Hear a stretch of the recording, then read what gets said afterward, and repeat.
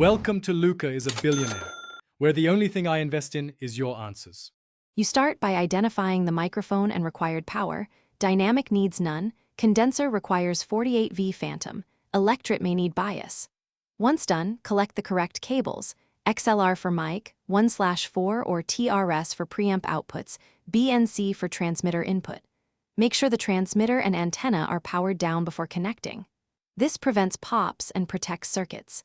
Then attach the mic to the preamp or mixer first. Make secure XLR connections and confirm pin 2 hot on the cable.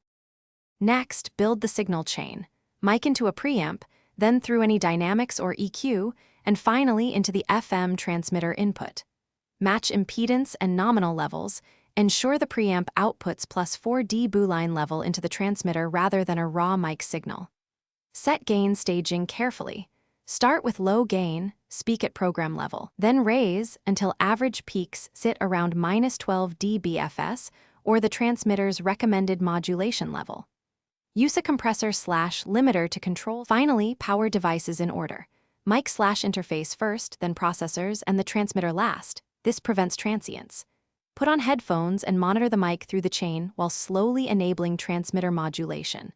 Adjust transmitter deviation or modulation index to the recommended value and verify pilot tone and spectrum cleanliness.